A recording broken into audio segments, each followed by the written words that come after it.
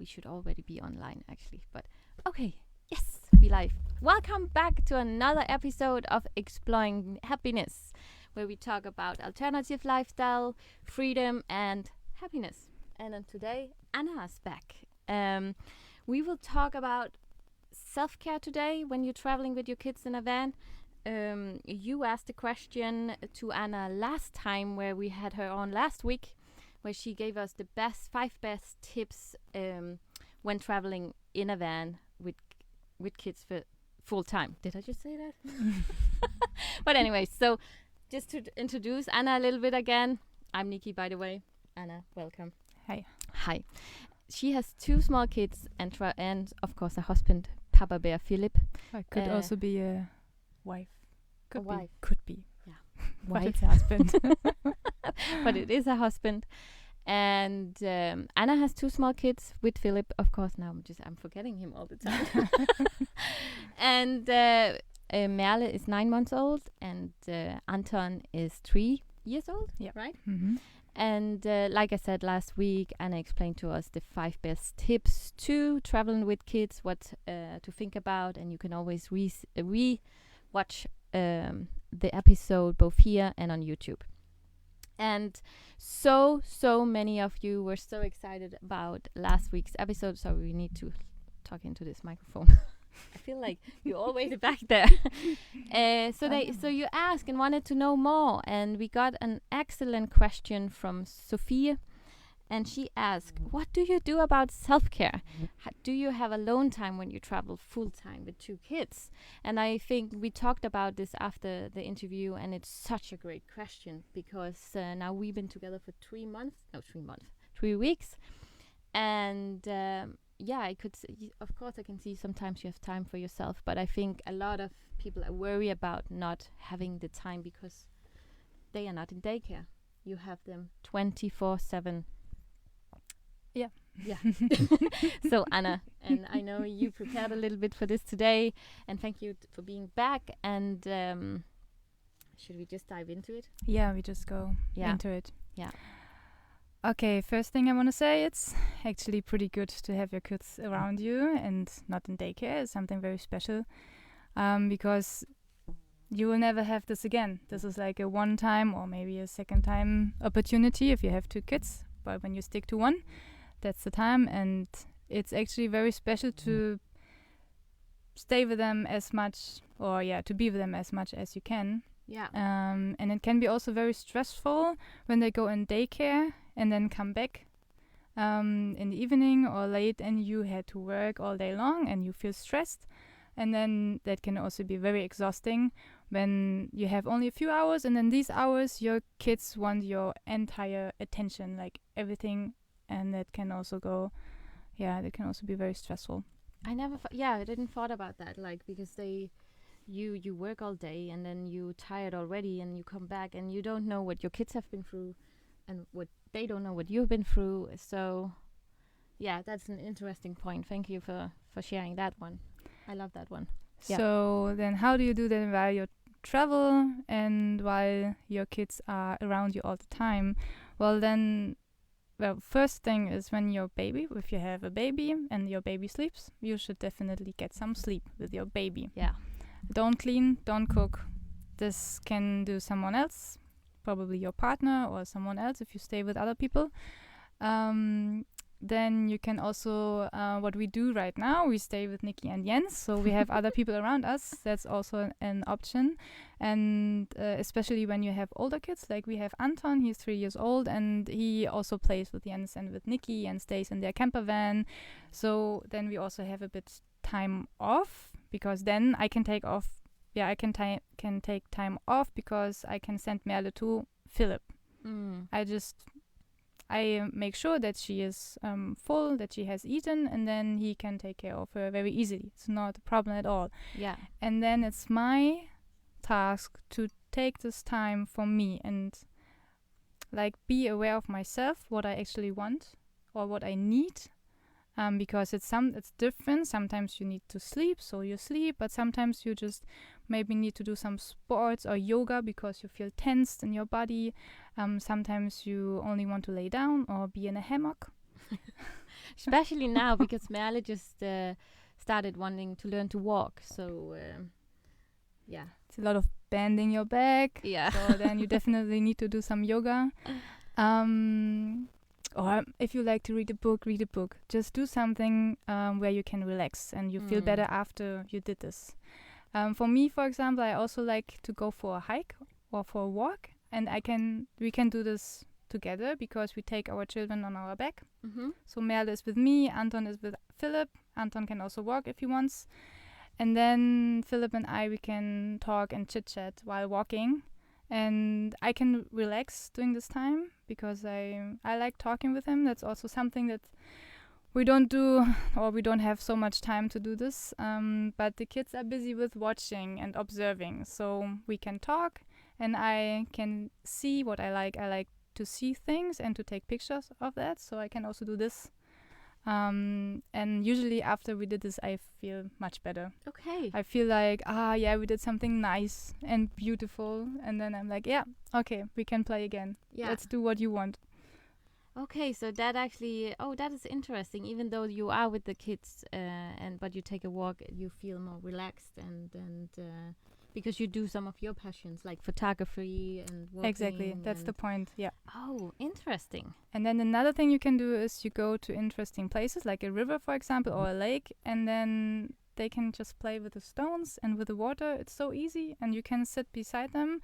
Well, except you have a baby that wants to walk, then some of you, like one of the parents has to be with the little one. But even then, the last time we spent some time at the river, Merle was playing with the stones, just sit there playing, and Anton was throwing stones in the river. Yeah. And then, you sit there and you use this moment and relax. This is something it's sometimes hard to get from all the struggle you had before or with kids, the time runs a bit faster. Yeah. You're always like this, I do this and this and this, and then you take a deep breath and be in this moment. That's an important thing you have to do. Yeah. Is that a lesson like learned, like you need to breathe more and be more in the now? Is that something the children teach you kind of, because you need to take every moment you can? Exactly. Yeah. You need to take the moment. Go with the flow, and if there's a moment where you can relax, take it. Be aware of it. I love that. And breath work is also something very important, I think. If you practice breathing deeply and change your mood, because it's hard to children can do this very easily. They skip from sadness to happiness in a second. Yeah, I see and that. Yeah. we lost this ability. Adults, they can't do this anymore, but you can practice and train. And I think one method is the breathing. Coming back to the breath, I must say I'm really admire how you do that, because at one point, like, Anton can be angry or screaming or whatever, and then suddenly he's happy again, and I can see you also shift as fast most of the times, and I think that is very well, you're better than I am to just shift, to just go get out of your own emotion you are in as well. I think you're very good at it. Yeah, well, because I try. we're watching they live just above, not above, like next to us, so we can watch all the time, and I think that you're really good at just snapping out of it. Anything else, like any other good tips you have to what at night when they go to sleep? That's also an opportunity. When they fell asleep, it's you have time. That's your time off. You can do whatever you want to. Yeah. So you will say you still prefer. But I would say, like, for example, for us, we work at night, but it's important to have a window of free time where you do nothing between, like, putting them to bed, because this is also something that can be very tense and stressful and full of anger, and then you need just a bit time for yourself and do nothing. Yeah, just do nothing. Don't think even what do I want to do next. No, just stop thinking of that. Just not think about the dishes, not think about the laundry. This and this and this. No, just hang a matte. Hang a matte. Hang a hammock. We just went German, both of us there. And I can then also see you and Philip really often, you communicate a lot. Also when it comes to work, because sometimes Philip has to work in the daytime, and so you can communicate a lot of about that. That's also important, communication with your partner, because sometimes you need to do something for yourself in the right moment. Don't. That's also a point. If you need something to do for yourself, take care, and you have to say it you have to communicate it to your partner so he knows. Yeah. Otherwise, you maybe get angry with your partner or whatever because you haven't, and he doesn't know. He doesn't know if you don't communicate what's going on with you. That's so true. And then you do this, and then the partner, well, it works for us pretty well. Usually Philip is then says okay, so I take the children, and we do it right away.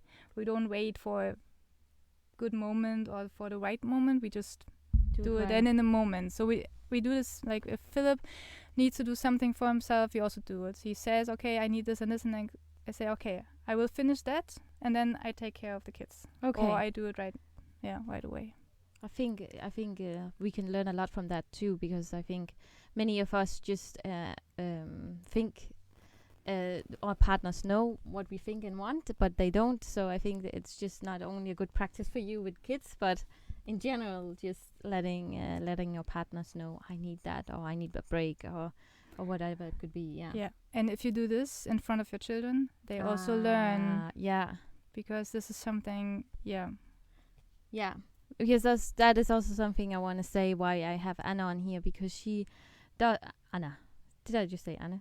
Anna on here because she's doing a lot of things differently when it comes to raising children, both with the communication part, also with what she feeds them, and the whole diaper situation I talked a little bit about the last time. I find it really interesting. How do we raise children differently and with more, I think, more compassion and awareness of all their feelings, and it's deeply fascinating to watch you guys. It's been really inspiring to be your neighbors in the bus. Yeah, do we have anything else you wanna? No? You gave them all. So I want to say, if you want to know more about van life and kids and traveling with them, or even how you maybe consciously, what do you actually would call the way you raise them? Consciously? Well, I know it in German. What is it in German? I think the term is bedürfnisorientiert. Oh. So it's like needs-oriented. Needs-oriented. Yeah, oriented, something like that. Yeah. So if you want to know more about that, I can always ask Anna to come on here again, and I'm sure you're more than happy to answer more questions. So please leave them down below, or if you don't want to ask them just directly in the comments, you can always write me as well. And if you just want to have a talk with Anna, she has a website that's called hippiemama-de,